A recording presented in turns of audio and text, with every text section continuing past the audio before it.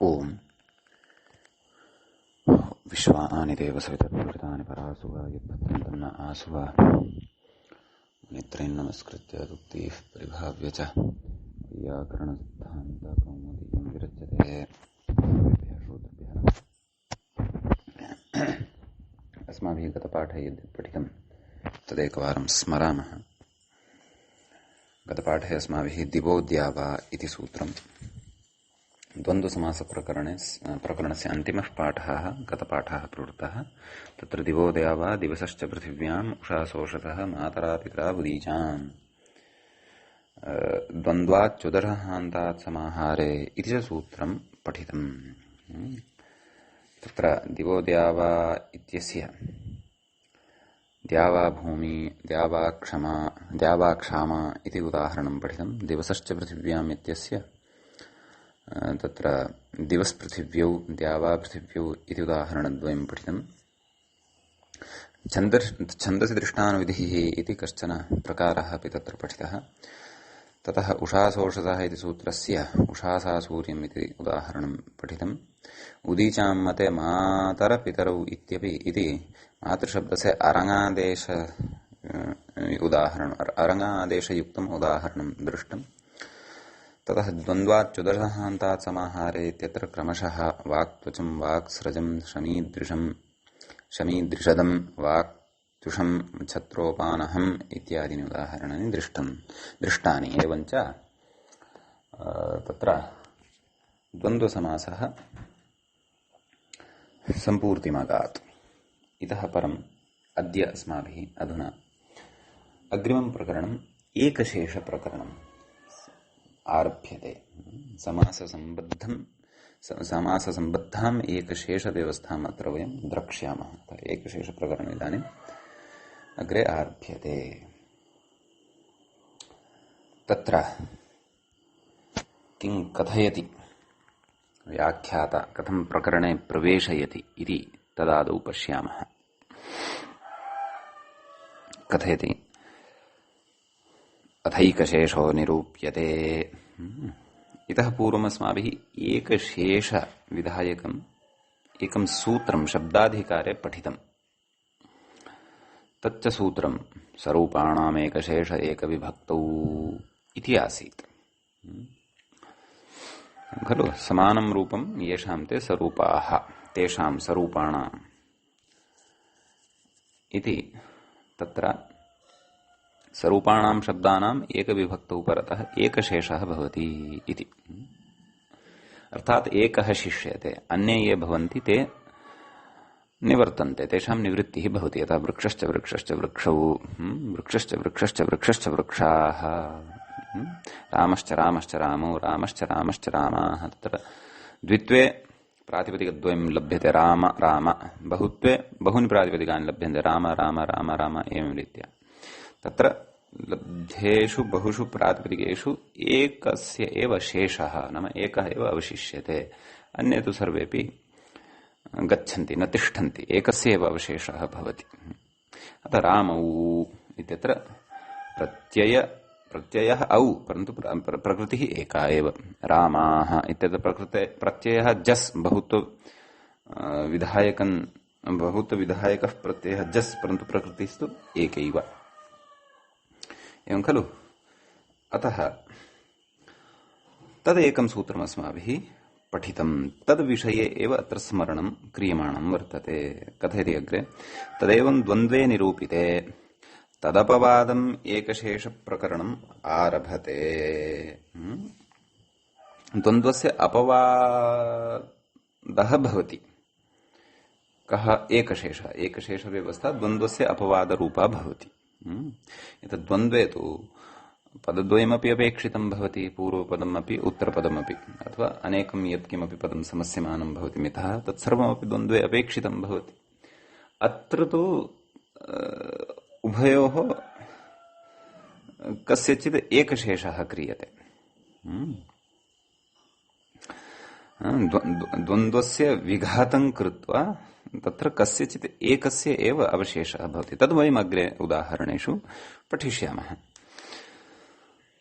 अस्तु, तर्हि द्वंद्व प्रकरण से अपवाद प्रकरणम इदानीं वयं पठिष्यामः तदेव कथयन्नस्ति तदेवं द्वन्द्वे निरूपिते तद अपवादम् एकशेष प्रकरणम् आरभते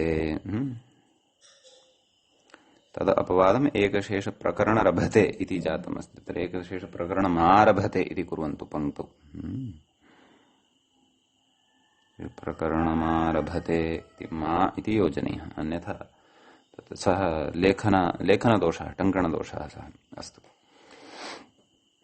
अथैकशेष इति मूले अथैकशेषः अथ शब्दः मङ्गलवाचकः भवति आरम्भवाचकः च भवति इति वयं जानीमः अथ शब्दानुशासनमित्यादिषु प्रसिद्धिः अस्ति एव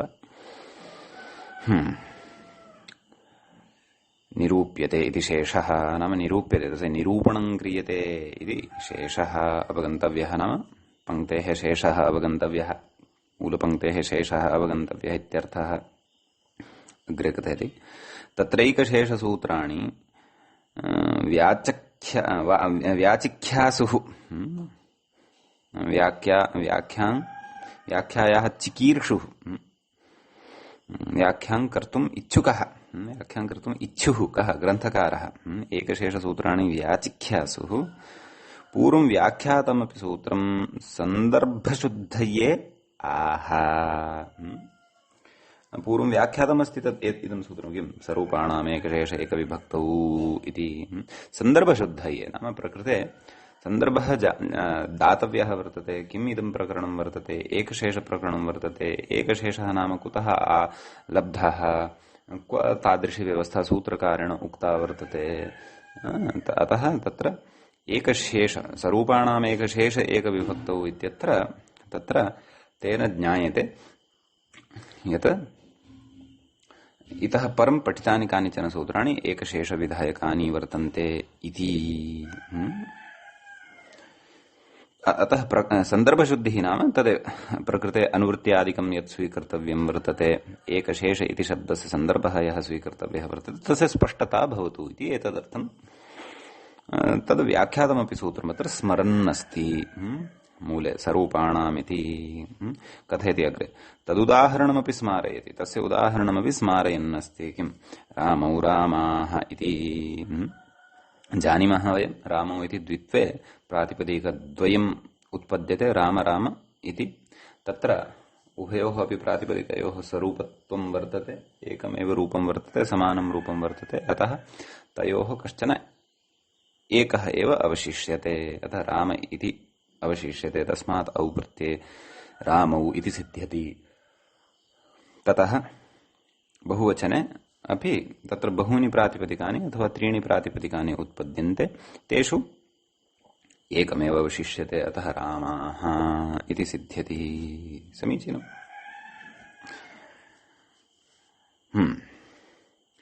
इति एतावद् उक्त्वा वार्तिकस्य उपन्यासं करोति स्वरूपाणाम् एकशेष इत्यत्र पठितं वार्तिकं कथयति किम् वार्तिकम् एवं वर्तते विरूपाणामपि समानार्थानाम् विरूपाणाम् तत्र सप्तमी विभक्तेः एकवचनं भवति विरूपाणाम् इति अपि इति अव्ययं भवति समानार्थानाम् समानम् अर्थं येषां समानः अर्थः येषां ते समानार्थाः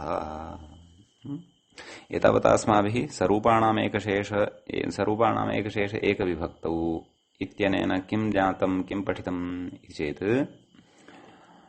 स्वरूपाणां शब्दानाम् एकविभक्तौ परतः एकशेषः भवति नाम एकविभक्तिः एका एव विभक्ति यदा परतः भवति तदा एकशेषः भवति इति पठितम् राम राम अनयोः उभयोः मध्ये समानार्थकत्वं भवति अतः औ इति विभक्ति परतः तत्र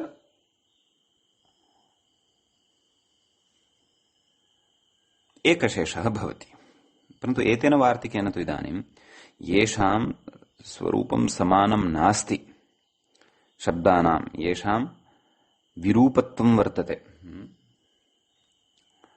विशिष्टं रूपं येषां ते विरूपाणि विशिष्टं नाम भिन्नं समानं नास्ति। विशिष्टलिंगो नदीदेशो ग्रामः इत्यत्र विशिष्ट शब्दस्य भिन्नार्थः पठितः, एवमेव तत्तत् स्थाने विशेष शब्दस्य भिन्नार्थः पठितः अस्माभिः। एवं रीत्या अत्रापि विग्रहः कर्तुं शक्यते।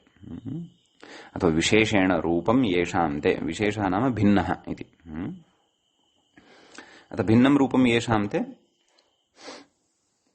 तानि विरूपाणि भवन्ति। तेषामपि एकशेषः भवति, परन्तु तत्र यदि तेषां भिन्नरूपाणां परस्परम् अर्थसमानता अस्ति तर्हि एव कथयते अग्रे स्वरूपाणाम् इत्यनेन सूत्रेण अर्थभेदे अपि शब्दैकरूप्ये एकशेषः उक्तः। समीचीनम्।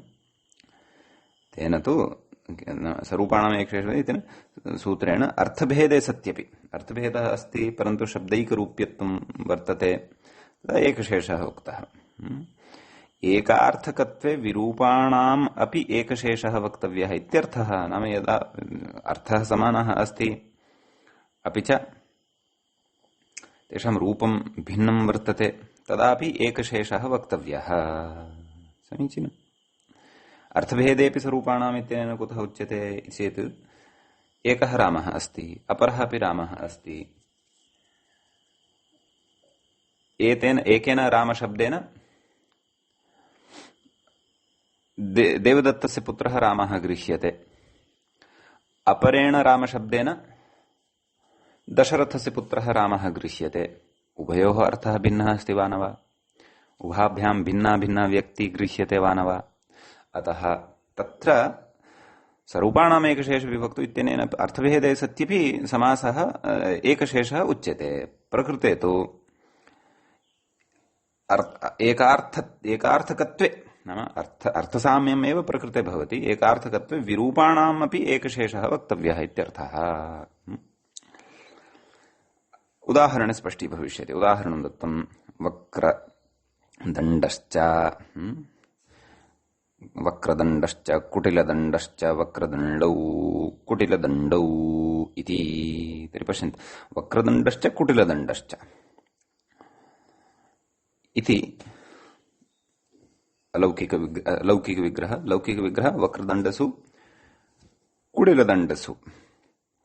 ततः समासः चार्थद्वन्द्वः प्रातिपदिकसंज्ञा सुबुलुक्। वक्रदण्ड कुटिलदण्ड इति आयातम्। तत्र अस्यामेव अवस्थायां द्वयोः शब्दयोः तु साक्षात् तत्र सरूपत्वं वर्तते, समानरूपत्वं वर्तते। कयोः? दण्ड पूर्वपदे विद्यमानः यः दण्डशब्दः अस्ति, उत्तरपदे च विद्यमानः यः दण्डशब्दः अस्ति, तयोः समानपदत्वं वर्तते, समानं रूपं वर्तते। अतः स्वरूपाणाम् एकशेष एकविभक्तौ तेन एकः एव अवशिष्यते, दण्ड इत्येव। किञ्च वक्रः कुटिलः, वक्रश्चासु दण्डः, दण्डश्च वक्रदण्डः, कुटिलश्चासु दण्डश्च कुटिलदण्डः। कर्मधारे गर्भद्वन्द्वः अत्र अस्ति, ततः परम् एकशेषः वर्तते। समीचीनम्। तर्हि प्रकृते वक्रशब्दस्य यः अर्थः वर्तते स एव अर्थः कुटिलशब्दस्यापि वर्तते, नास्ति भेदः। कुटिलशब्दस्य यः अर्थः वर्तते स एव वक्रदण्डस्यापि अर्थः वर्तते। नाम यस्मिन् दण्डे तत्र वक्रता वर्तते, कुटिलता वर्तते, साक्षात् सः दण्डः दण्डवत् नास्ति। सर्पाकृतिरिव तत्र काचित् आकृतिः वर्तते। अतः प्रकृते वक्र शब्दस्य कुटिल शब्दस्य यद्यपि अर्थभेदः, परन्तु यद्यपि स्वरूपभेदः, परन्तु अर्थसाम्यम् अस्ति। अतः विरूपाणामपि समानार्थानाम् इत्यनेन तत्र वार्तिकेन उभयोः मध्ये कश्चन एकः शिष्यते। समीचीनम्। अतः वक्र इत्यस्य अवशेषः यदा भवति तदा वक्रदण्डौ इति सिद्ध्यति। अपि च कुटिल इत्यस्य शेषः यदा भवति तदा कुटिलदण्डौ इति भवति। एवं रीत्या कः अवशेषणीयः इति तु प्रयोक्तरी अस्ति। प्रयोक्ता यस्य अवशेषम् इच्छति सः एव अत्र अवशिष्यते। एवं खलु? अतः एषा व्यवस्था अत्र अवगन्तव्या। समीचीनम्। तर्हि एतावान् विशेषः एतस्मिन् सूत्रे वर्तते, एतस्मिन् वार्तिके वर्तते। अतः अन्यानि अपि उदाहरणानि एतादृशानि अस्माभिः द्रष्टुं शक्यन्ते, यत्र तत्र द्वयोः पदयोः मध्ये अर्थगतं साम्यं वर्तते, परन्तु रूपगतं साम्यं नास्ति। तत्र वयम् एकशेषं कर्तुं शक्नुमः। कस्यचित् एकस्य अवशेषः तत्र भवितुम् अर्हति पर्यायेण। यथा अत्र एकवारं वक्रशब्दस्यापि अवशेषः भवति, कुटिलशब्दः गच्छति। कुटिलशब्दस्य शेषः कर्तव्यश्चेत् वक्रशब्दः गच्छति। दण्डशब्दयोस्तु दण्ड एव अवशिष्यते, यतः रूपभेदः नास्ति। अतः वक्रदण्डौ कुटिलदण्डौ इत्येवं रीत्या तत्र रूपं भवति। द्विवचने समाहार तत्र वक्रदण्डौ कुटिलदण्डौ इत्यत्र द्वन्द्वसमासः भवति। द्वन्द्वे सति तत्र द्विवचने औ इति प्रत्ययः आयाति। अतः तत्र कुटिलदण्डौ इति प्रयोगः सिद्ध्यति। अन्यथा इदं न स्यात् तर्हि वक्रदण्डकुटिलदण्डौ इति प्रयोगः भवति स्म। स तु प्रयोगः नापेक्षितः। वक्रदण्डौ इत्येव प्रयोगः अपेक्षितः, कुटिलदण्डौ इत्येव प्रयोगः अपेक्षितः। अतः वक्रदण्डकुटिलदण्डौ इत्यनयोः मध्ये यः द्वन्द्वः प्राप्यमाणः आसीत् तस्य अपवादत्वेन अत्र एषा एकशेषव्यवस्था अवतिष्ठते। ततः परं तु एकशेषं विधाय तु द्वन्द्वाय पुनरपि अवसरः अस्त्येव। वक्रदण्डौ इति कुटिलदण्डौ इति तत्र एकशेषव्यवस्थायाः अप्राप्त्या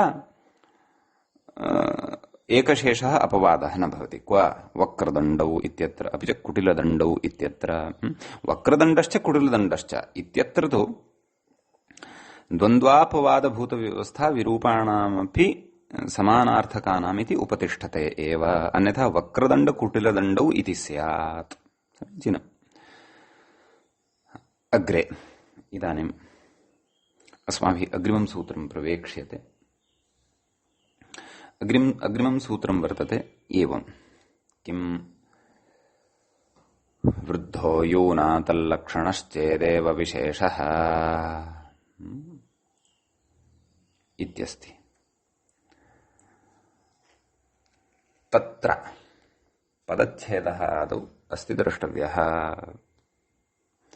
किं कथयति? वृद्धः प्रथमाविभक्तेः एकवचनं, यूना तृतीयाविभक्तेः एकवचनं, तल्लक्षणः इति प्रथमाविभक्तेः एकवचनं, चेत् इति अव्ययम्, एव इत्यपि अव्ययम्, विशेषः इति प्रथमाविभक्तेः एकवचनम्। समीचीनम्।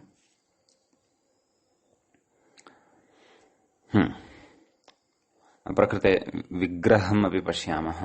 क्व? तल्लक्षण इति पदस्य विग्रहः द्रष्टव्यः। तच्छब्देन अत्र गोत्रप्रत्ययः युवप्रत्ययश्च गृह्यते। तत् कथम् अग्रे स्पष्टी भविष्यति। सः गोत्रप्रत्ययः अथवा युवप्रत्ययः लक्षणं निमित्तं यस्य अथवा साक्षात् अपि विगृहीतुं शक्यते। सः लक्षणं यस्य, सः तल्लक्षणः। सः नाम कः इति मया किञ्चिदुक्तमेव भवतां कृते। सः नाम गोत्रप्रत्ययः युवप्रत्ययश्च, एवं खलु। अतः सः गोत्रप्रत्ययः युवप्रत्ययश्च लक्षणं नाम निमित्तम् अस्य अथवा यस्य सः तल्लक्षणः भवति इति। गोत्रप्रत्ययः युवप्रत्ययः कः, इदं सर्वं कथं सः तच्छब्दात् गोत्रप्रत्ययः युवप्रत्ययः वा गृह्यते इति अग्रे स्पष्टीभविष्यति। बहुव्रीहि समासः वर्तते। क्व तल्लक्षणः इत्यत्र समीचीनम्। सर्वाणाम् एकशेष एकविभक्तौ इत्यतः तत्र शेषः इति अनुवर्तते। एकशेषः इति अनुवर्तते, नाम एकस्य तत्र अवशेषः भवति इति। तस्य तु सर्वत्र अनुवर्तनं भविष्यत्येव। कुतः? यतः सर्वत्र एकशेषव्यवस्था अग्रे पठनीया अस्ति अस्मिन् प्रकरणे अस्माभिः। समीचीनम्। अस्तु, इदं सूत्रार्थः द्रष्टव्यः वर्तते। ततः पूर्वं किं कथयति व्याख्याता तत् पश्यामः। रूपतः अर्थतश्च भेदे अपि प्राप्त्यर्थम् इदम्, एवं खलु। स्वरूपाणाम् एकशेषे एकविभक्ते इत्यत्र रूपसाम्ये एव एकशेषः कृतः तेन। विरूपाणामपि समानार्थकानाम् इत्यत्र तु विरूपाणाम् परन्तु विरूपे सति परन्तु अर्थसाम्ये सति एकशेषः कृतः। एतेन तु रूपतः अर्थतः च अपि, रूपतः अर्थतः च भेदे अपि तत्र एकशेषः भवतु, तदर्थम् इदं सूत्रम् इत्यर्थः। तत्र कथं रूपतः अर्थतः च भेदः, भेदे सति एकशेषः, अपि च तस्य किम् उदाहरणं तत्तु सर्वम् अचिरादेव स्पष्टीभविष्यति। तत्र कथयति। आदौ सामान्येन सूत्रार्थं दृष्ट्वा गच्छामः। ततः परम् अग्रे सैद्धान्तिके विचारे सहसा अयं सूत्रार्थः कथं कथं लब्धः इति ततः परं द्रक्ष्यामः। किं कथयति? यूना सह उक्तौ गोत्रं शिष्यते। यूना, युवन् शब्दः अस्ति, तस्य तृतीया विभक्तेः एकवचनं वर्तते। यूना सह उक्तौ, एतत् सूत्रज्ञापनादेव अस्माभिः तत्र सह इत्यस्य अप्रयोगे सत्यपि तृतीया विभक्तिः भवति इति कारकप्रकरणे पठितमासीत् इति भवन्तः स्मरेयुः। सह युक्ते प्रधाने इत्यत्र। अतः प्रकृते तत्र यूना इति तृतीयान्तमत्र प्रयुक्तं, परन्तु सह इति अर्थः अत्र लभ्यते। तस्य अप्रयोगे सत्यपि सहार्थः अत्र लभ्यते प्रसङ्गवशात्। अतः किं कथयति? यूना सह उक्तौ गोत्रं शिष्यते। तादृशी स्थितिः भवति, द्वन्द्वस्था स्थितिः भवति, यत्र एकः युवा भवति, अपरं गोत्रं भवति। तयोः अनयोः मध्ये गोत्रम् अवशिष्यते। अत्र यूना इत्यनेन युव संज्ञकः प्रत्ययः विवक्षितः। सः प्रत्ययः केन तत्सर्वं ज्ञास्यते। अथवा युव संज्ञक प्रत्ययान्त शब्दः अपेक्षितः। प्रत्ययश्चेत् प्रत्ययग्रहणे तदन्ताः ग्राह्याः इति जानीमः। गोत्रम् इत्यनेन गोत्रसंज्ञकः प्रत्ययः अथवा गोत्रप्रत्ययान्त शब्दः विवक्षितः। अतः यूना गोत्रम् अवशिष्यते इति वृद्धो यूना एतावतः भागस्य सूत्रार्थः कृतः। अग्रे कथयति गोत्र युव प्रत्यय मात्र कृतं चेत् तयोः कृत्सनं वैरूप्यं स्यात् इति। नाम यूना सह उक्तौ गोत्रम् अवशिष्यते, सत्यं तस्यैव शेषः, परन्तु यदि उभयोः मध्ये नाम युवप्रत्ययान्तः यः शब्दः वर्तते अपि च गोत्रप्रत्ययान्तः यः शब्दः वर्तते, तयोः मध्ये तत्र कथ्यते गोत्र युव प्रत्यय मात्र कृतं चेत् तयोः नाम तयोः द्वयोः शब्दयोः यदि गोत्र युव प्रत्यय मात्र कृतं कृत्सनं वैरूप्यं भवति नाम समग्रं वैरूप्यं भवति। नाम कस्माचित् शब्दात् युवसंज्ञकः प्रत्ययः विहितः, एवमेव अन्यस्मात् शब्दात् गोत्रसंज्ञकः प्रत्ययः विहितः। तत्र युवसंज्ञकः प्रत्ययः यः विहितः अपि च गोत्रसंज्ञकः यः प्रत्ययः विहितः तयोः उभयोः प्रत्यययोः एव तत्र वैरूप्यं स्यात्। यस्मात् युवसंज्ञकः प्रत्ययः विहितः यस्माच्च गोत्रसंज्ञकः प्रत्ययः विहितः तयोः उभयोः मध्ये, यस्मात् नाम यस्मात् शब्दात्, तयोः उभयोः शब्दयोः मध्ये रूपभेदः न स्यात्, तयोः तु रूपसाम्यम् एव स्यात् खलु। गोत्रप्रत्ययस्य युवप्रत्ययस्य एव तत्र भेदः अपेक्षितः अस्ति। तदेव गोत्रयुव प्रत्ययमात्र कृतं वैरूप्यं स्यात् चेत् तयोः कयोः नाम याभ्यां तत्र शब्दाभ्यां युवसंज्ञकप्रत्ययः अथवा गोत्रसंज्ञकप्रत्ययः द्वन्द्वे क्वचित् विहितः वर्तते। नाम एकं पदं तादृशं वर्तते यत्र युवसंज्ञकः प्रत्ययः विहितः वर्तते, अपरं पदं तादृशं वर्तते यत्र द्वन्द्वे तत्र गोत्रसंज्ञकः प्रत्ययः विहितः वर्तते। अतः तयोः उभयोः एकस्य एव अवशेषः भवति, परन्तु यदि तत्र गोत्रसंज्ञके प्रत्यय युवसंज्ञके प्रत्यये च एव केवलं भेदः भवति, वैरूप्यं भवति, प्रकृत्योः तु सारूप्यम् एव अपेक्षितं, समानरूपत्वम् एव अपेक्षितं, तद् उदाहरणे इतोपि स्पष्टी भविष्यति इति सूत्रार्थः अस्माभिः सामान्येन दृष्टः, समीचीनं चर्चितः। अस्मिन् किञ्चित् स्पष्टता जाता स्यात्, काचित् स्पष्टता अग्रे भविष्यति, उदाहरणे भविष्यति। इदानीम् अयं सूत्रार्थः कथं लब्धः? यद्यपि सर्वं स्पष्टमेव उक्तमस्ति, तथापि युवशब्देन तत्र कथं युवसंज्ञकः प्रत्ययः अथवा गोत्रसंज्ञकः प्रत्ययः कुतः लब्धः इति सर्वमपि अस्माभिः इदानीं चिन्तनीयं वर्तते, समीचीनम्। अतः तद् एकैकस्यापि इदानीं चर्चा अग्रे करिष्यते। तत् क्रमेण व्याख्याता कथयन् अस्ति। इदानीम् अग्रे किं कथयति? यूनेति अर्थात् यूना इति यः सूत्रार्थस्य आरम्भः कृतः कथयति जीवति तु वंशे युवा इति वक्ष्यमाण युव प्रत्ययान्तेन इत्यर्थः। तद्धितेषु पठिष्यते अस्माभिः। अपत्याधिकारे इदं सूत्रं पठिष्यते। किं? जीवति तु वंशे युवा। तेन किमुच्यते? तेन युवसंज्ञा उच्यते। केषां कस्यां परिस्थितौ केषां शब्दानां युवसंज्ञा उच्यते चेत् तत् कथयति। किं? तस्य सूत्रार्थः सामान्येन अत्र चर्च्यते, विशेषेण तु तद्धितेषु चर्चयिष्यते। परन्तु अत्रत्यस्य विषयस्य परिज्ञानाय अथवा उदाहरणानां ज्ञानाय तस्य सूत्रस्य अत्र सामान्यं वा ज्ञानं सूत्रार्थः वा अपेक्षितः अस्ति। यदि अत्र पूर्णतया स्पष्टता अपेक्षिता तर्हि किं कथ्यते तेन चेत् वंशे पित्रादौ जीवति, वंशे भवः वंश्यः, वंश्ये पित्रादौ जीवति। पित्रादयः यदा जीवन् भवति तस्मिन् जीवति सति पौत्रादेः अपत्यं चतुर्थादि तद् युवसंज्ञम् एव, न तु गोत्रसंज्ञम्।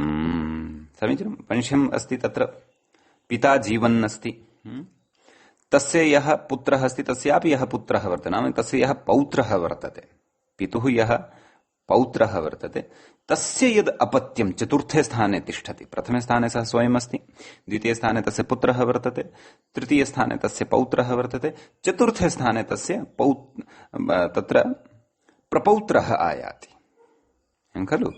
अतः प्रपौत्रवाचकः शब्दः यः भवति तस्य युवसंज्ञा भवति। केन उच्यते सा संज्ञा?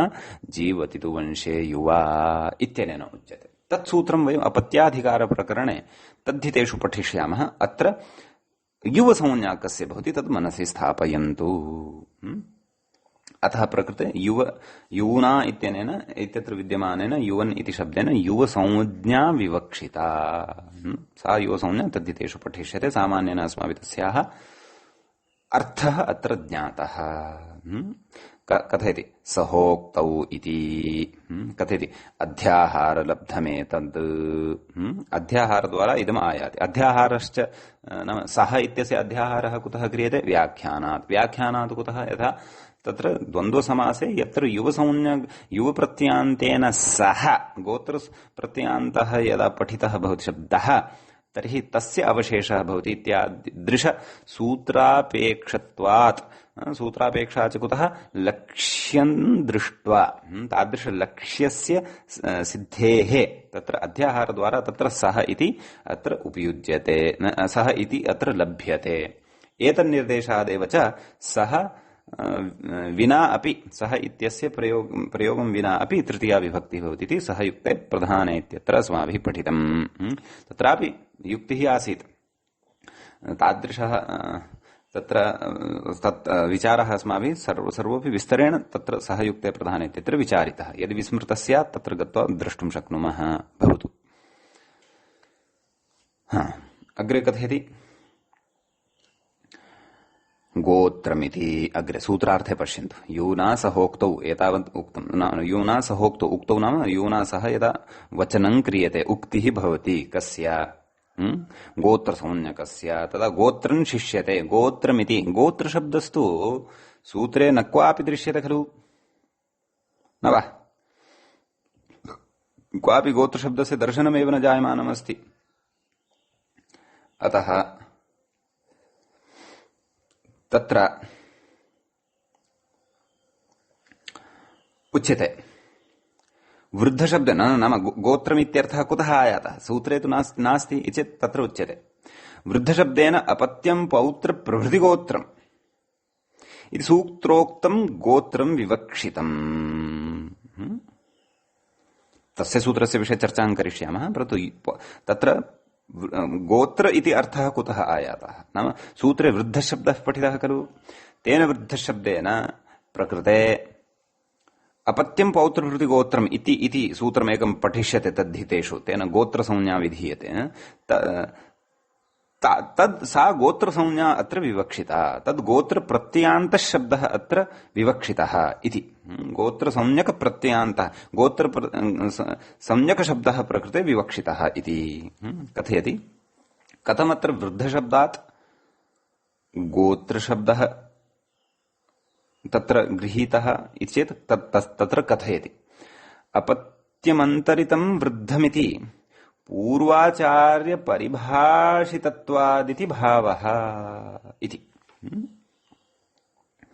नाम अपत्यमन्त्रितं नाम अपत्यत्वेन विवक्षितं यत् पौत्रादि भवति तस्य गोत्रसंज्ञा भवति इति अस्माभिः विचारः करिष्यते। अपत्यं पौत्रभृति गोत्रम् इति सूत्रम् आदाय अधुनैव करिष्यते। अतः सामान्येन तस्यापि अत्र अर्थापेक्षा भवति। तर्हि अपत्यमन्त्रितं नाम तत्र पौत्रादयः ये भवन्ति तेषां यदा अपत्यत्वेन विवक्षा भवति तस्य कृते वृद्धम् इति संज्ञा प्रदत्ता वर्तते। कैः इत्येतत् पूर्वाचार्यैः, पाणिनेः अपि प्राक्तनैः आचार्यैः। नाम यस्य कृते सूत्रकारेण, अस्माकं सूत्रकारेण पाणिनिना आचार्येण गोत्रम् इति नाम प्रदत्तं वर्तते, तस्य कृते ततः प्राक्तनाः आचार्याः वृद्धम् इति नाम कथयन्ति। समानः एव अर्थः। तैः वृद्धमिति संज्ञा दीयते। अत्र अस्मिन् पाणिनीय शब्दानुशासने तस्य कृते गोत्र इति संज्ञा दीयते। वृद्धमिति पूर्वाचार्य परिभाषितत्वादिति भावः। तर्हि पूर्वाचार्यैः तथा संज्ञा परिभाषा प्रदत्ता वर्तते, तथा संज्ञा प्रदत्ता वर्तते। अतः तत्र तस्य ग्रहणं क्रियते। वृद्धम् इति शब्दस्य ग्रहणं प्रकृते सूत्रकारेण कृतं वर्तते गोत्रसंज्ञकं वक्तुम् इति। समीचीनम्। इदानीम् अग्रिमविचारात् पूर्वं गोत्रसंज्ञकविधायकं सूत्रम् अस्माभिः अत्र स्मर्तव्यम् एतेन स्मृतमेव परन्तु तस्य अर्थः सामान्येन ज्ञातव्यः यथा पूर्वं जीवितवंशे युवा इत्यस्य अर्थः ज्ञातः तद्वत् अपत्यं पौत्रभृति गोत्रम् इत्यनेन इदानीं गोत्रविषये अस्माभिः ज्ञातव्यम् अपि च एकं स्मर्तव्यं जीवितवंशे युवा इति युवसंज्ञा विधायकं सूत्रम् एवमेव अपत्यं पौत्रभृति गोत्रम् इति केवलं गोत्रसंज्ञा विधायकं सूत्रम् युव संज्ञक प्रत्यय विधायकानि सूत्राणि तु अन्यानि तानि पठिष्यन्ते एवमेव गोत्र प्रत्यय संज्ञा विधायकानि सूत्राणि तु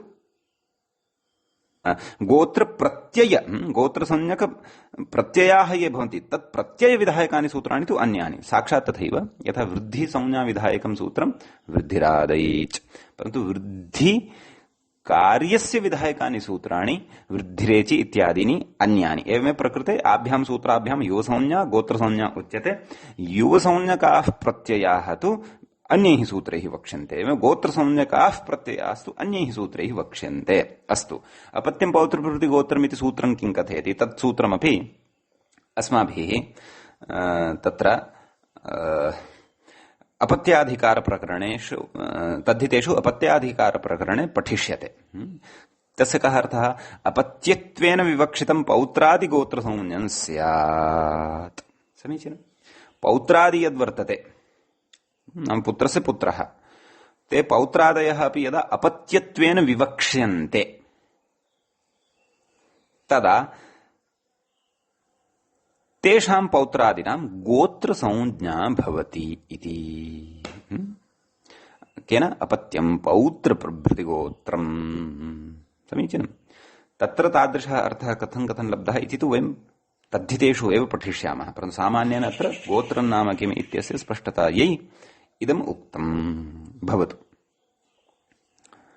अग्रे कथयति गोत्र प्रत्ययान्तमिति यावत् नाम गोत्रशब्देन गोत्र प्रत्ययाः ग्राह्याः इति युवशब्देन युव प्रत्ययाः ग्राह्याः इति यतः तत्र युवशब्देन तत्र संज्ञा विहिता परन्तु तत्र संज्ञाद्वारा तेषां प्रत्ययानामपि एव अत्र ग्रहणं कर्तव्यं वर्तते यतः कश्चन प्रत्ययसमुदायः वर्तते तेषां तत्तद् प्रत्ययस्य गोत्र संज्ञा नाम गोत्र इति नाम भवति अथवा युव इति नाम भवति अतः प्रत्ययग्रहणे तदन्ताः ग्राह्याः इति परिभाषया ते प्रत्ययाः अत्र गृह्यन्ते इत्यर्थः समीचीनम् अधुना अत्र अग्रे कश्चन विचारः इतोपि विचार्यमाणः वर्तते तत् पश्यन्तु किं कथयति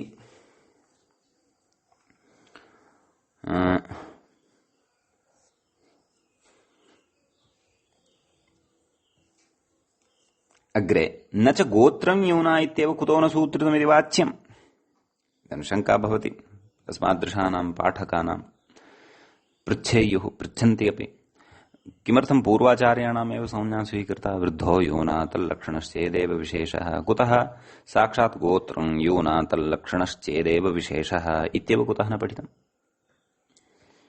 एवं खलु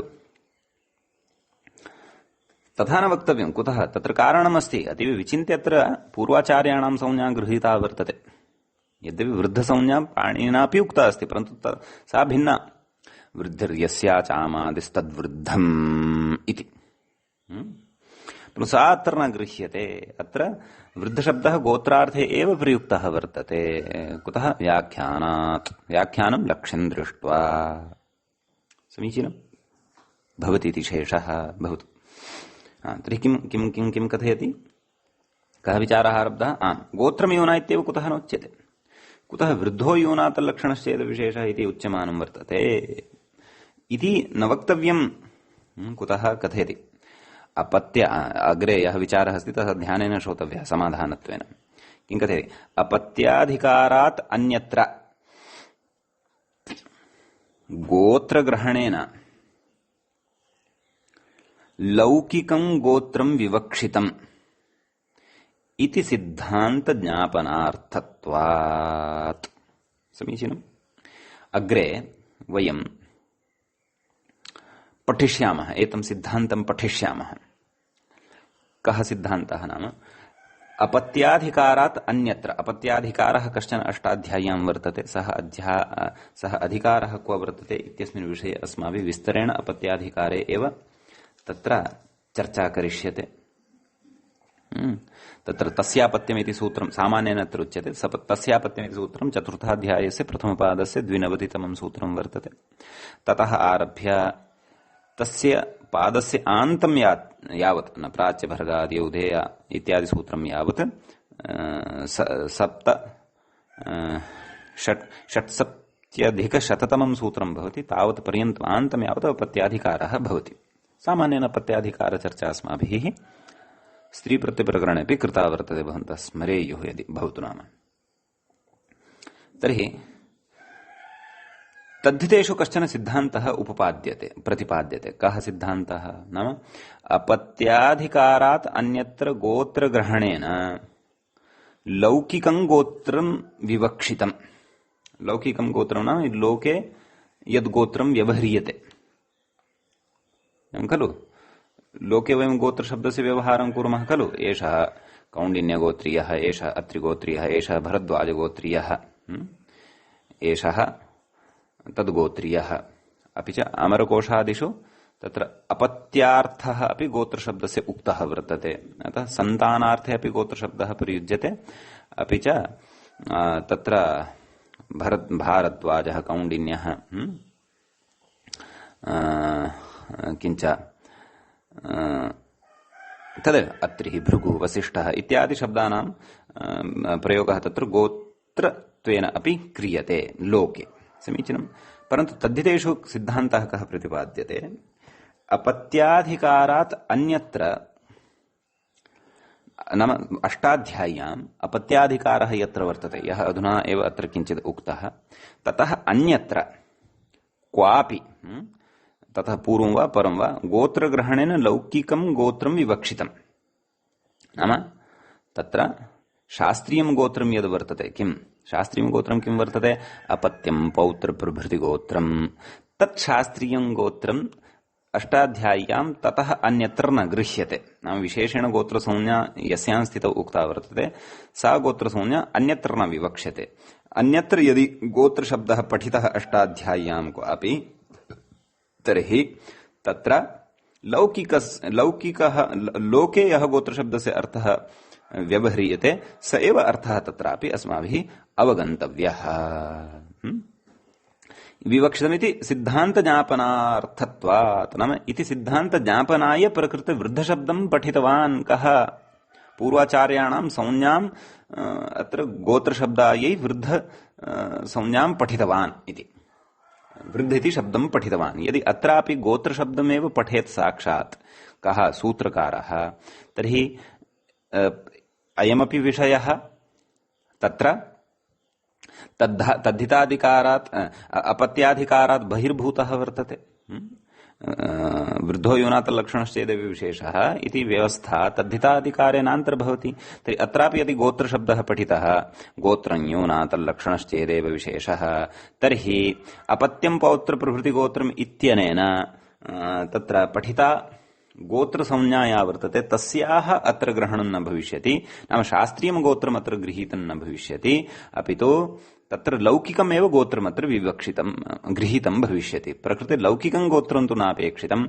अपत्यं, पौत्र, प्रभृति गोत्रम् इति यत् शास्त्रीयं गोत्रं विहितं वर्तते तस्य एव अत्र ग्रहणं विवक्षितं वर्तते इति कृत्वा तदर्थं प्राचीनैः यद् नाम दत्तं वर्तते वृद्ध इति, नाम पाणिनेः प्राक्तनैः आचार्यैः यद् वृद्धम् इति नाम वर्तते तस्य यथावत् अत्र ग्रहणं कृतवान् अस्ति सूत्रकारः। तेन एतेन सूत्रकारेण अयं सिद्धान्तः अपि अत्र ज्ञाप्यते यत् अपत्याधिकारे एव तत्र शास्त्रीयं यद् गोत्रं वर्तते तस्य ग्रहणं कर्तव्यं। कस्य? अपत्यं, पौत्र, प्रभृति गोत्रं। ततः अन्यत्र अष्टाध्याय्यां सर्वत्रापि तत्र लौकिकमेव गोत्रं ग्राह्यम् इति सिद्धान्तम् अपि अत्र ज्ञाप्यते सूत्रकारेण। तच्च क्वचित् अपवादाः भवितुम् अर्हन्ति। ते अपवादाः तत्तत्स्थाने अपि एव अस्माभिः स्फुटीकरिष्यन्ते। परन्तु अयं सिद्धान्तः अत्र स्थापनीयः। अस्य प्रयोजनं तद्धिताधिकारे अपि भविष्यति, अत्र तु अस्ति एव। नाम तत्र अपत्याधिकारे एव शास्त्रीयस्य गोत्रस्य ग्रहणं ततः अन्यत्र यत्र कुत्रापि गोत्रशब्दचर्चा आगता वर्तते अष्टाध्याय्यां तत्र गोत्रशब्देन लौकिकम् एव गोत्रं ग्राह्यम् इति। अतः प्रकृते लौकिकस्य गोत्रस्य ग्रहणं यथा न स्यात् परन्तु शास्त्रीयस्य एव गोत्रस्य यथा ग्रहणं स्यात् तदर्थं तच्छास्त्रीयाय गोत्राय नाम पाणिनीय शास्त्रीयाय गोत्राय पूर्वैः आचार्यैः अपि यद् नाम दत्तं वर्तते समाने एव अर्थे वृद्ध इति नाम तस्य अत्र ग्रहणं करोति इति प्रयोजनम् अत्र वृद्ध कथने अस्ति। अन्यथा साक्षात् गोत्र स्वीकारे अग्रे वक्ष्यमाण सिद्धान्त विरोधः स्यात्। अस्तु अत्र तत्त्वबोधिनीकारस्य अपि पङ्क्तौ दृष्टिपातः कर्तुं शक्यते। कथयति किम् गोत्रं यो न इत्येव तु न सूत्रितम् कुतः अपत्याधिकारात् अन्यत्र लौकिकं गोत्रग्रहणमिति सिद्धान्तेन औपगवः चानन्तरः औपगविश्च युवा इत्यत्र नैकशेषः नाम तत्र एकशेषः न भवति। कुतः यतः तत्र एकस्तु युवसंज्ञकः वर्तते अपरः तत्र सामान्य लोके व्यवह्रियमाणं यः गोत्रशब्दः तद्वाचकः वर्तते। अतः तयोः मध्ये तत्र एकशेषः न भवति। अस्तु तस्य तत्र तत्त्वबोधिनिस्थविचारस्य अवगमनाय तु अस्माभिः इतोपि अत्र मूले विचाराः अवगन्तव्याः सन्ति। तद्धितेषु च विद्यमानाः बहवः विचाराः पठनीयाः सन्ति। ततः परं तत्रत्याः तत्त्वबोधिन्याः समन्वयनं भविष्यति। परन्तु बालमनोरमायाः तु समन्वयनाय अस्माभिः समग्रया शक्त्या प्रयत्नः कर्तव्यः एव। तेन कश्चन लाभः भवति, शास्त्रस्तरः अस्माकं विकसितः भविष्यति भवतु नाम। अपि च एते विषयाः महाभाष्यकारेण अपि तत्र ज्ञापिताः वर्तन्ते। वयम् एकं सूत्रं पठिष्यामः अग्रे। स्त्रीपुंसाभ्यां नैंसनयों भवनात् तत्सूत्रे भाष्ये अपि अयं सिद्धान्तः ज्ञापितः वर्तते, उक्तः वर्तते, चर्चितः वर्तते। कः यत् अपत्याधिकारात् अन्यत्र गोत्रग्रहणेन लौकिकं गोत्रम् एव गृहीतं भवति, विवक्षितं भवति इति स्त्रीपुंसाभ्यां नैंसनयों भवनात् इति सूत्रे भाष्ये अपि वयं द्रष्टुं शक्नुमः। एवमेव यूनीलुक् इति सूत्रे भाष्ये अपि एषा चर्चा महाभाष्यकारेण कृता वर्तते। नाम मुनिसम्मतः अयं सिद्धान्तः वर्तते यत् अपत्याधिकारे शास्त्रीयस्य गोत्रस्य ग्रहणं भवति, ततः बहिः तत्र लौकिकस्य गोत्रस्य एव ग्रहणं भवति इति। तस्य प्रयोजनानि अत्र एकम् अस्ति एव, अन्यानि अपि प्रयोजनानि विशेषेण तत्र तद्धितेषु अस्माकं स्फुटानि भविष्यन्ति। अतः एतं विचारं प्रकृते बुद्धौ स्थापयन्तु। अतः सिद्धान्तस्य ज्ञापनम् अत्र वृद्धशब्दग्रहणेन कृतं वर्तते। कः सिद्धान्तः नाम अपत्याधिकारात् अन्यत्र गोत्रग्रहणं यद् वर्तते तद् लौकिकमेव तत्र गोत्रम् अवगन्तव्यम्, अपत्याधिकारे एव शास्त्रीयं गोत्रम् अवगन्तव्यम् इति वृद्धग्रहणेन अत्र ज्ञापितम्। अन्यथा प्रकृते यदि सर्वत्रापि शास्त्रीयमेव गोत्रं गृहीतं स्यात् तर्हि तु क्लेशः एव न स्यात्। तर्हि तु गोत्रं यूना तल्लक्षणश्चेदेव विशेषः इत्येव साक्षात् कथयति स्म वा न वा। अतः तत्र एवं रीत्या वृद्धशब्दग्रहणस्य चारितार्थ्यम् अस्माभिः अवगन्तव्यं वर्तते। समीचीनम्। अग्रे कथयति सूत्रार्थमेव बोधयन्नस्ति एतावता अस्माकं कृते व्याख्याता। यूना सहोक्तौ गोत्रम् अग्रे किमुक्तं शिष्यते। नाम शेषः इति कर्मणि घयन्तम् अनुवर्तते इति भावः। कुतः स्वरूपाणामेकशेष एकविभक्तौ इत्यतः इत्यर्थः वा न वा। ततः अनुवर्तते, अतः अयमर्थः लभ्यते इति। अस्तु अग्रे अपि च एकशेषः इत्यस्मात् पश्यन्तु, शेषः इत्येव अनुवर्तते, एक इति नानुवर्तते। अन्यथा उभयोः मध्ये कश्चन एकः अवशिष्येत इति अर्थः स्यात्। परन्तु अत्र उभयोः कश्चन एकः नावशेषणीयः वर्तते, केवलं गोत्रसंज्ञकः एव अवशेषणीयः अस्ति। अतः अत्र ततः केवलः शेष इति शब्द एव अत्र अनुवर्तते। समीचीनम् इत्यपि स्वारस्यम् कदाचित् भवतां मनसि स्यात् एकशेष इत्यस्य एव पदस्य अनुवर्तनं कुतः न न न न तथा चेत् उभयोः मध्ये कश्चन यः कोऽपि एकः अवशिष्येत इति चेत् एकशेष इति तत्र समस्तपदादपि एकदेशस्यापि अनुवर्तनं भवति शेष इत्यस्यापि तादृश अनुवृत्तिव्यवस्था अपि लक्ष्यं दृष्ट्वैव भवति इति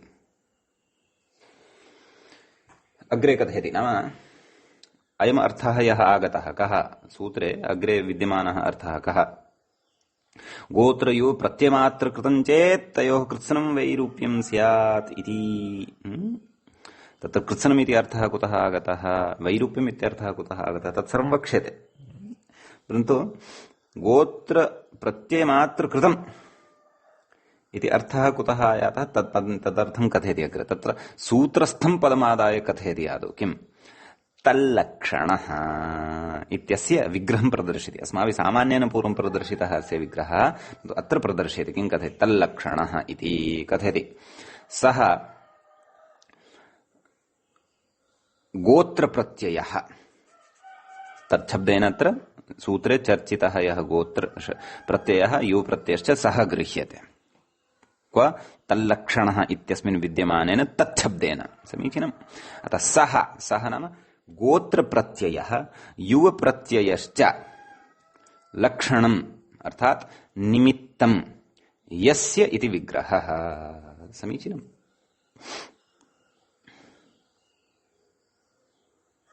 इति विग्रहः क्रियते कस्य तल्लक्षणः इत्यस्य कथयति तल्लक्षणश्चेत्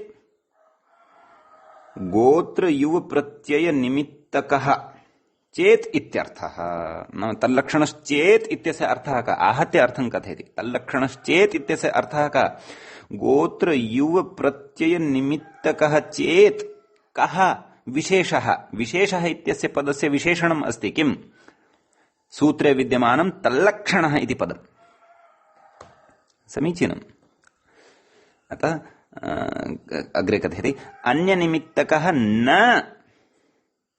अन्यनिमित्तिकः न चेत् इत्यर्थः सिद्धः तदाह मूले तस्मात् अयं सूत्रार्थः आगतः अतः मूले किमुक्तं गोत्र युव प्रत्यय मात्र कृतं चेत् तयोः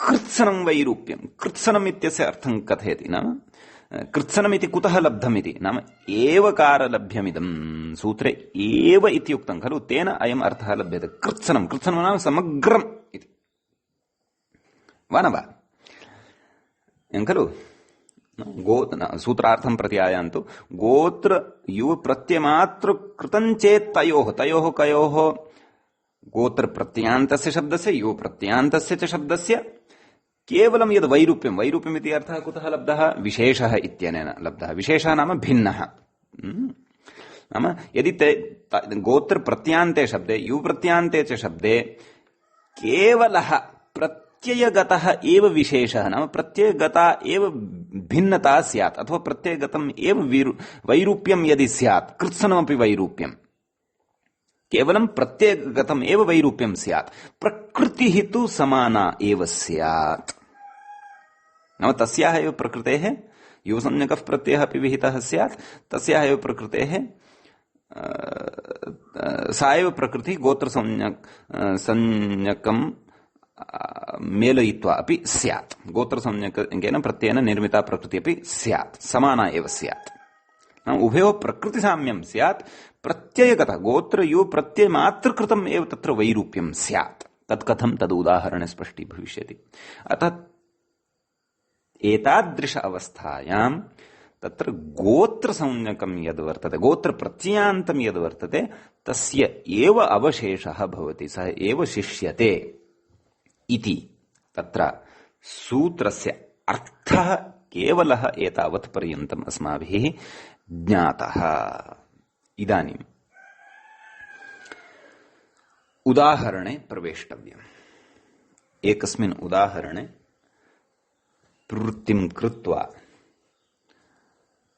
ततः परं प्रत्युदाहरणानि अत्र द्रष्टव्यानि सन्ति एकैकस्यापि पदस्य कृते प्रत्युदाहरणं नाम सूत्रे विद्यमानस्य पदस्य कृते प्रत्युदाहरणेन इतोपि विषयं सुदृढं करिष्यति ग्रन्थकारः अस्माकं मनस्सु भवतु नाम उदाहरणमस्ति गार्ग्यश्च गार्ग्यायणश्च गार्ग्यौ इति समीचीनम्। इति लौकिकविग्रहः। अलौकिकविग्रहः कथम्? गार्ग्य सु गार्ग्यायण सु चार्थे द्वन्द्वः समासः। द्वन्द्व से अपवादं खलु वयं पठन्तः स्मः। अतः द्वन्द्वस्तु दर्शनीयः एव आदौ। द्वन्द्वादेव अत्र प्रक्रिया आरम्भः, ततः अन्ते एकशेषः भविष्यति। भवतु नाम द्वन्द्वं प्रबाध्य एकशेषः भविष्यति, द्वन्द्वो न भविष्यति इत्यर्थः। भवतु परन्तु रूपस्य साधनाय द्वन्द्वस्य अपेक्षा वर्तते, नाम द्वन्द्वादेव अत्र प्रक्रियारम्भः भविष्यति। भवतु तर्हि गार्ग्यश्च गार्ग्यायणश्च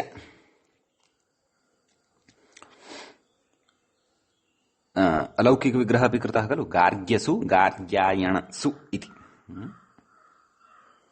उभयोः रूपसिद्धिं कथयति आदौ। अलौकिकविग्रहानन्तरं चार्थे द्वन्द्वः इत्यनेन रूपसिद्धिः समासः कर्तव्यः, ततः प्रातिपदिकसंज्ञा, ततः सुब्लुक्। किमवशिष्टं? गार्ग्य गार्ग्यायण इति स्थितिः अवशिष्टा। तत्र गार्ग्य इति शब्दः गोत्रप्रत्ययान्तः वर्तते, गार्ग्यायण इति शब्दः युवप्रत्ययान्तः वर्तते। कथं वर्तते तदग्रे इदानीं बोधयिष्यते। कथयति गर्गस्य गोत्रापत्यं गार्ग्यः। गोत्रमपि एकप्रकारकम् अपत्यमेव भवति, अतः विग्रहेषु तथा उच्यते। किं? गर्गस्य गोत्रापत्यं गार्ग्यः। कथं कथयति? गर्गादिभ्यो यङ् इत्यनेन सूत्रेण तत्र यङ् प्रत्ययः भवति। कस्मात् शब्दात्? गर्ग इति शब्दात्। गर्ग यङ्। गर्ग यङ् इत्यवस्थायां ञ् अस्ति ञित्, अतः ञित्वात् आदिवृद्धिः भवति। गार्ग य। समीचीनम्। भसंज्ञा अस्ति यकारादि प्रत्यय परतः यचिभम् इत्यनेन, अतः यस्येत् इत्यनेन गर्ग इत्यत्र गकारोत्तरवर्ति यः अकारः तस्य लोपः भवति। गार्ग य गार्ग्य इति आयाति। समीचीनम्। अतः अत्र गोत्रसंज्ञकः यङ् प्रत्ययः विहितः वर्तते। केन? गर्गादिभ्यो यङ् इत्यनेन। अतः गोत्रप्रत्ययान्तत्वं वर्तते कस्य? गार्ग्य इति शब्दस्य इत्यर्थः। समीचीनम्। इदानीं गार्ग्यायण इत्यस्य युवप्रत्ययान्तता कथं वर्तते तत् कथयति अग्रे। गार्ग्यायण इति कथयति गर्गस्य गोत्रापत्यं गार्ग्यः। समीचीनम्। इदम् उदाहरणं साधितम्। तस्यापत्यं युवा जीवति तु वंशे युवा। गर्गस्य पौत्रादेः अपत्यं यः भवति नाम प्रपौत्रः इति। एवं खलु? तस्य युवसंज्ञा भवति इति अस्माभिः सामान्यः अर्थः कस्य ज्ञातः? अपत्यं पौत्रप्रतिगोत्रम् इत्यस्य। समीचीनम्। अतः गर्गस्य गोत्रं गार्ग्यः, तस्यापत्यं युवा गार्ग्यायणः इति। समीचीनम्। कस्य? नाम गार्ग्यस्य पुत्रः गार्ग्यायणः भवति। गर्गस्य गोत्रापत्यं तु गार्ग्यः, गार्ग्यस्यापि तत् अपत्यं यद्वर्तते तस्य युवसंज्ञकं भवति। अतः विग्रह एवम् उच्यते। किं? तस्यापत्यं युवा इति। तत्र कथयति ञञोश्च इति फक्। नाम गार्ग्य इति शब्दात् तत्र युवसंज्ञकः प्रत्ययः विधीयते फक् इति। केन सूत्रेण? ञञोश्च। तत्सूत्रमपि तद्धितेषु एव पठिष्यते। का स्थितिः जायते? गार्ग्य फ स्थाने आयनादेश। आयनैनी यः फडखचगां प्रत्ययादीनां सूत्रम् अस्माभिः स्त्रीप्रत्ययप्रकरणे पठितमासीत्। अतः गार्ग्य आयन। गार्ग्य इत्यत्र तत्र अकारस्य लोपः। गार्ग्य आयन मेलनेन गार्ग्यायन णत्वं भवति। गार्ग्यायण इति शब्दः सिद्ध्यति। गार्ग्यायण इति शब्दः यः वर्तते सः शब्दः युव प्रत्यांत युव संज्ञा प्रत्यांत युव संज्ञकः यः प्रत्ययः तदन्तः युव प्रत्यांतः वर्तते इत्यर्थः। समीचीनम्। तर्हि ज्ञातं गार्ग्य इति गोत्रप्रत्यांतः, गार्ग्यायण इति युव प्रत्यांतः। समीचीनम्। अग्रे कथयति अत्र गार्ग्य शब्दस्य गार्ग्यायण शब्दस्य च गोत्र युव प्रत्यय कृतमेव वैरूप्यम् न वा इति गोत्र प्रत्ययान्तः गार्ग्य शब्दः शिष्यते इति भावः। गार्ग्य शब्दः गार्ग्यायण शब्दश्च यः वर्तते, कुतः गार्ग्य इति शब्दः यः वर्तते, गार्ग्यायण इति शब्दः यः वर्तते, तत्र प्रत्ययकृतभेदः एव। गार्ग्य शब्दादेव अस्माभिः युवसंज्ञकः प्रत्ययः कृतः, कः? फक् इति। शब्दस्तु समानः, यः गार्ग्य इति यः वृद्धसंज्ञकः प्रत्ययः, गोत्र प्रत्ययान्तः यः शब्दः वर्तते गार्ग्य, तस्मादेव शब्दात् गार्ग्यायण इत्यत्र अस्माभिः गोत्र युव प्रत्ययः कृतः फक्। मूलप्रकृति तु उभयत्र समाना वर्तते। गार्ग्य इति वृद्ध संज्ञकः यः शब्दः वर्तते सैव प्रकृतिः अत्रापि समाना एव वर्तते। क्व? गार्ग्यायण इत्यत्र प्रत्ययभेदः वर्तते। कथयति गोत्रयो प्रत्ययकृतम् एव वैरूप्यं प्रकृते वर्तते। तत्रापि मूलशब्दमपि प्रति गच्छामः यदि सर्वा मूलतः, तर्हि गार्ग्य इत्यत्र गर्गशब्दः यथा वर्तते स एव शब्दः गार्ग्यायण इत्यत्रापि वर्तते। यथा आदौ गर्गशब्दादेव तत्र गोत्र संज्ञकः प्रत्ययः क्रियते, गोत्र प्रत्ययान्तात् तत्र युव संज्ञकः प्रत्ययः कृतः केन? ञञोश्च इत्यनेन। समीचीनम्। अतः उभयोः प्रकृतिः समाना वर्तते। अतः परन्तु प्रत्ययगतभेदः वर्तते। तत्र प्रत्ययः वर्तते यञ्, क्व? गोत्र संज्ञके सति। अत्र प्रत्ययः वर्तते फक् इति। अतः प्रत्ययगतभेदः वर्तते, अन्या सर्वापि प्रकृतिः समाना वर्तते इति कृत्वा प्रकृते गोत्र संज्ञकः एव अवशिष्यते। समीचीनम् एवं खलु? अतः कथयति गोत्र प्रत्ययान्तः गार्ग्य शब्दः शिष्यते। अतः गार्ग्य शब्दस्य एव अवशेषे सति तत्र तस्मादेव प्रथमाद्विवचनस्य प्रत्ययः भवति औ गार्ग्य औ गार्ग्यौ इति प्रयोगः भवति। तर्हि गार्ग्यौ इत्यनेन किम् अवगन्तव्यम्? इत्यनेन अवगन्तव्यम् यत् गार्ग्यः गार्ग्यायणश्च। गार्ग्यौ इत्यस्य अर्थः नाम गार्ग्यः अपि गार्ग्यायणश्च अपि, तयोः इतरेतर योगः अत्र वर्तते, इतरेतर योग द्वन्द्वः अत्र वर्तते गार्ग्यौ इत्यत्र। परन्तु द्वन्द्वस्तु गच्छति, द्वन्द्वः न तिष्ठति, ततः एकशेषेण द्वन्द्वार्थः अत्र प्रतीयते इत्यर्थः। समीचीनम् इति उदाहरणमस्ति। उदाहरणं यावत् अस्माभिः अद्य अत्र चर्चा कृता। श्वः प्रत्युदाहरणप्रपञ्चः द्रष्टव्यः वर्तते अस्य सूत्रस्य। अतः एतावत्पर्यन्तं पठितान् विषयान् वयं सम्यक् बुद्धौ स्थापयिष्यामः। ततः एकैकोऽपि अंशः अस्माकम् अस्य एकशेषप्रकरणस्य स्फुटो भविष्यति, तत्र नास्ति संशयः। अद्यतनपाठः प्रथमः एषः पाठः एकशेषप्रकरणस्य अत्रैव उपसंह्रियते। अत्रैव मङ्गलम् मुनित्रयम् नमस्कृत्य तदुक्तिः परिभाव्य च वैयाकरणसिद्धान्तकौमुदीयम् विरच्यते। सर्वेभ्यः श्रोतृभ्यः नमः।